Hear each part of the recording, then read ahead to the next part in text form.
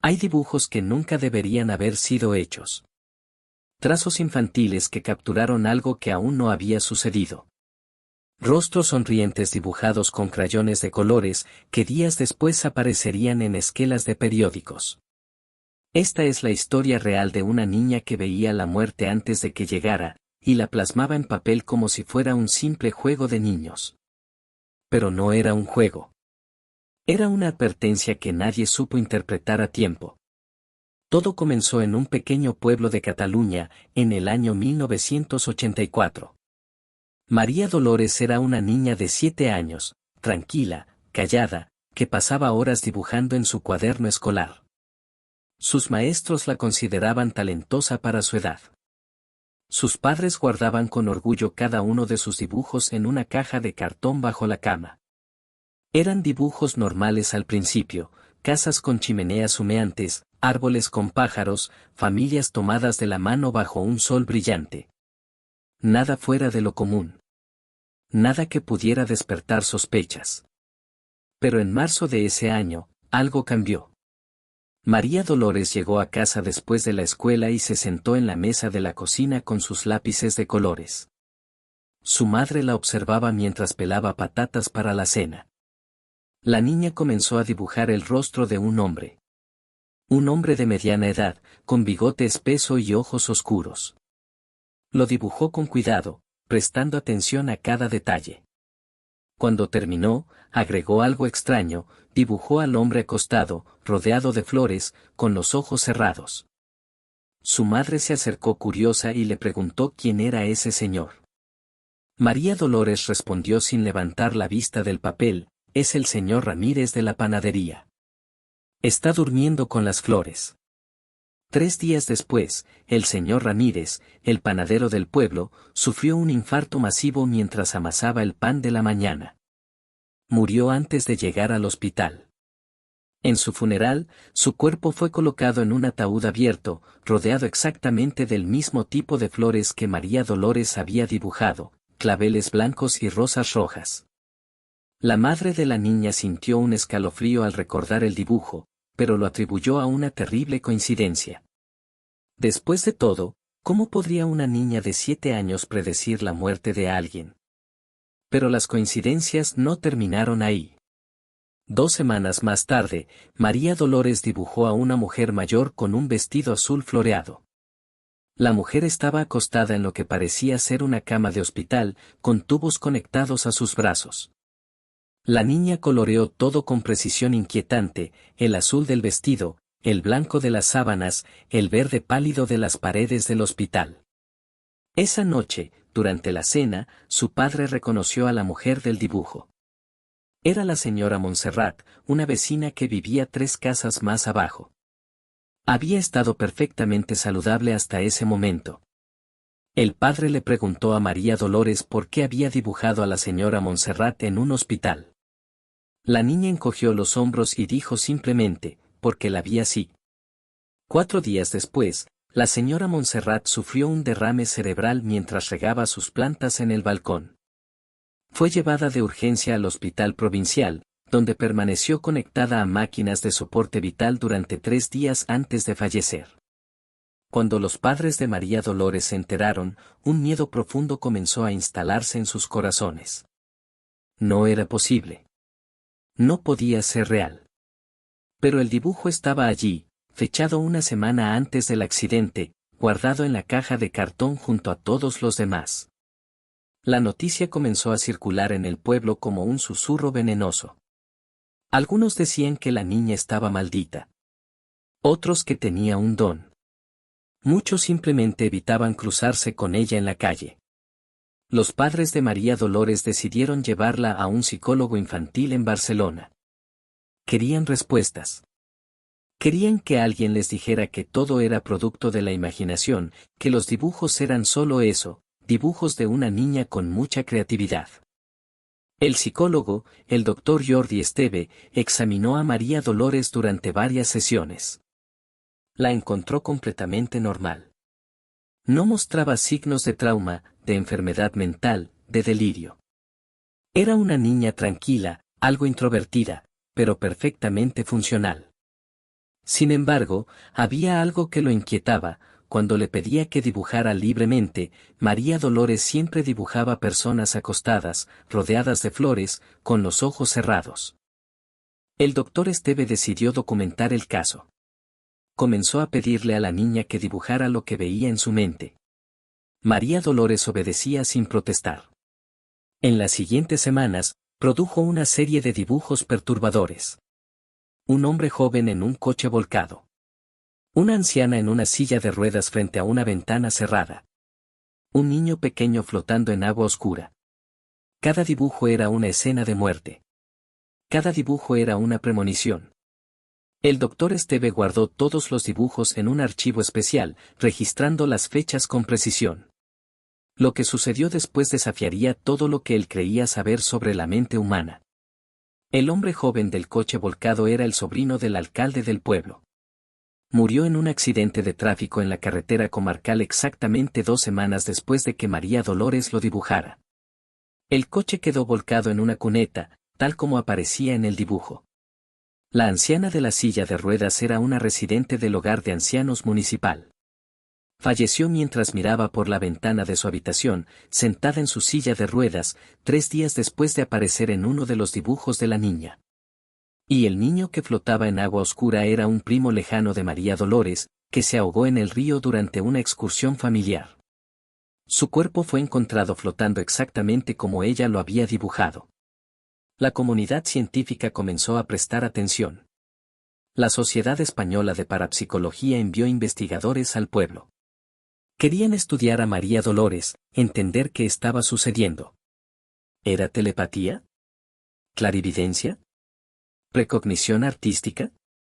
Los investigadores realizaron pruebas exhaustivas. Le mostraban fotografías de personas desconocidas y le pedían que las dibujara. En varios casos, María Dolores añadía elementos que no estaban en las fotografías originales: flores, ataúdes, escenas de hospitales. Semanas después, algunos de esos individuos fallecían en circunstancias similares a las que la niña había dibujado. Los investigadores quedaron desconcertados. No había explicación lógica. No había fraude detectable. La niña simplemente veía algo que otros no podían ver.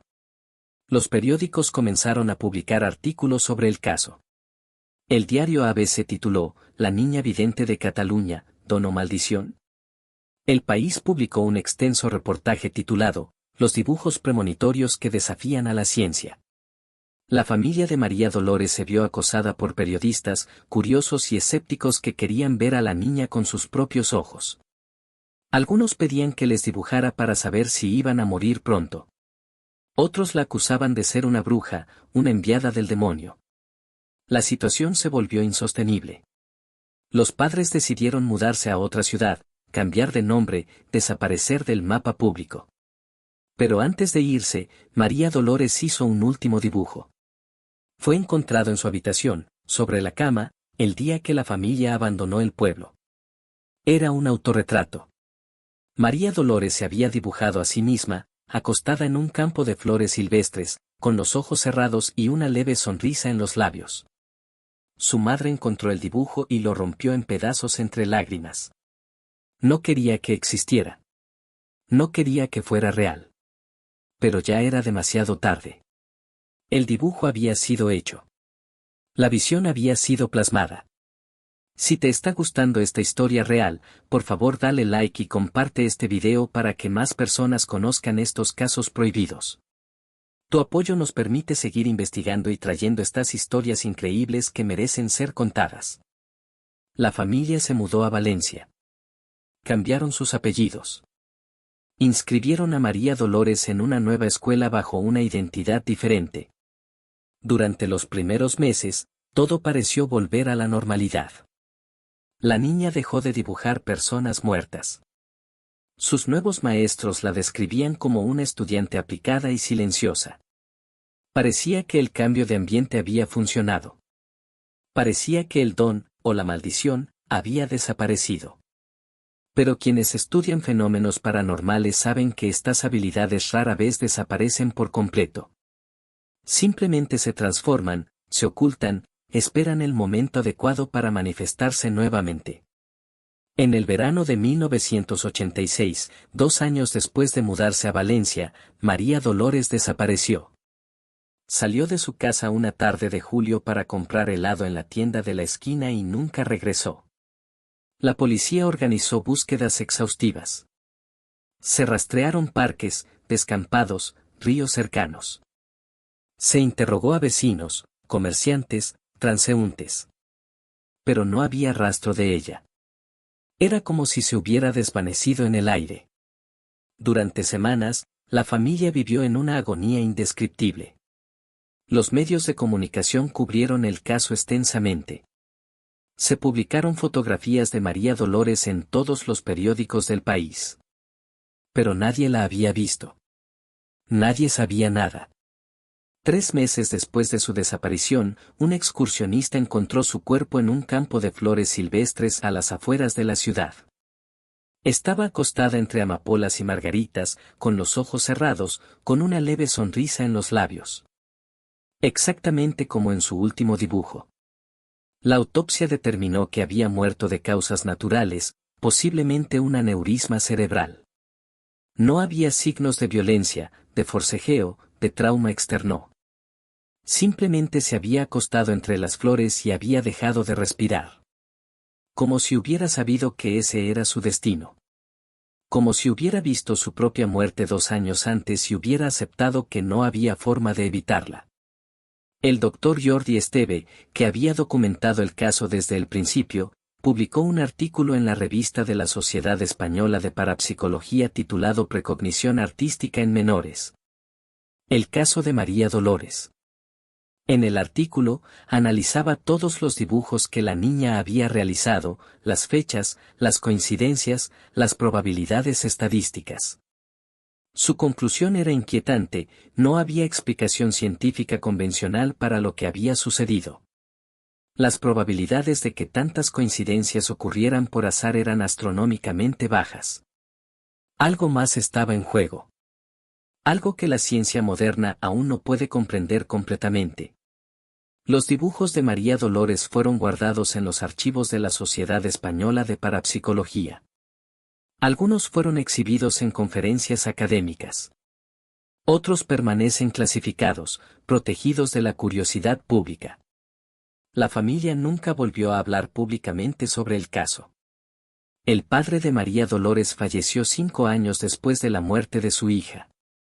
Su madre aún vive, pero rechaza todas las entrevistas, todos los intentos de contacto.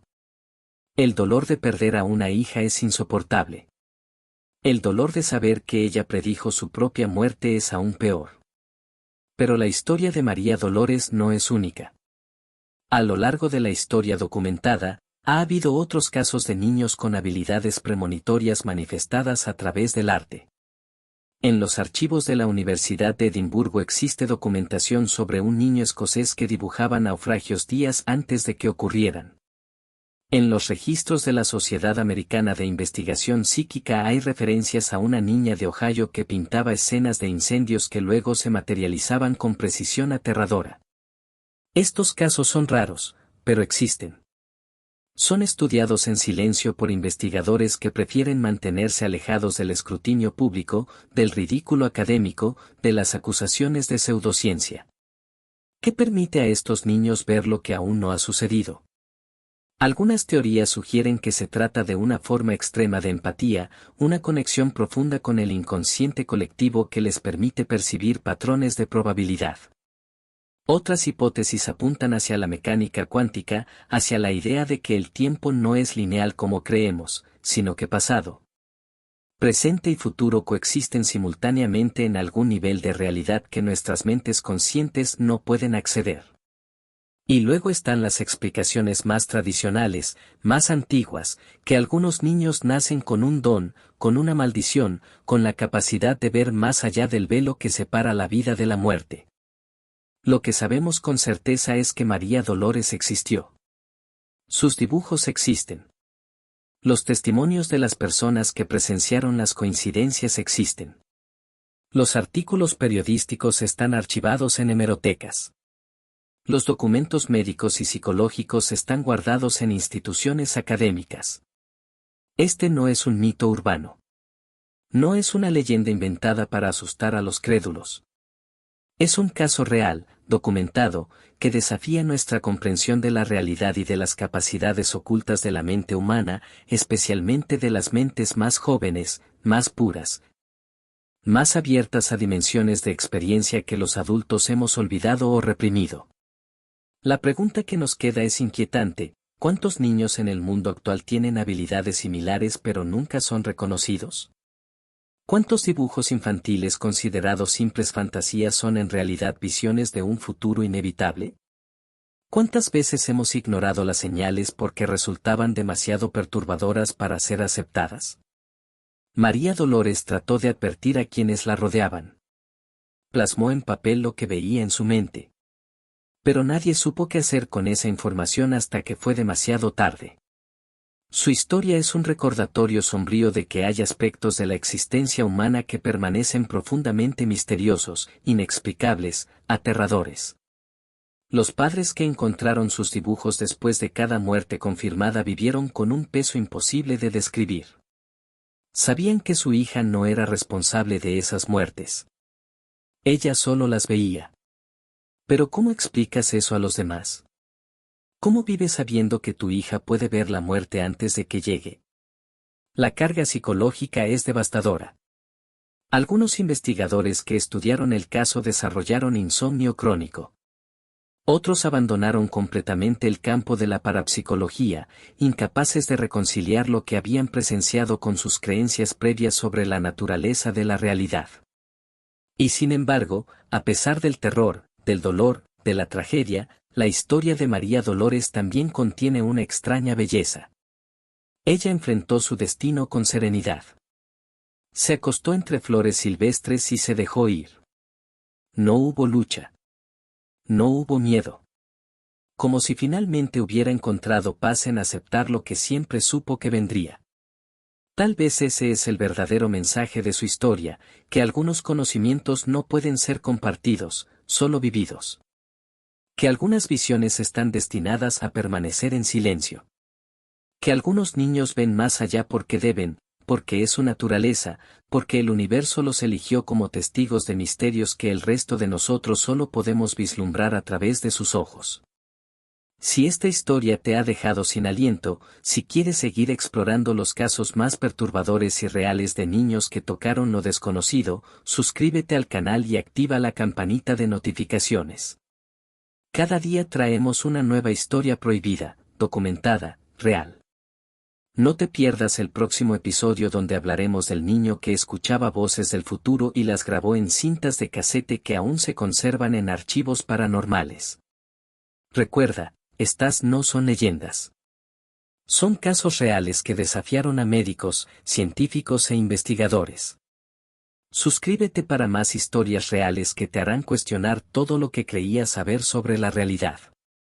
Nos vemos en el próximo video.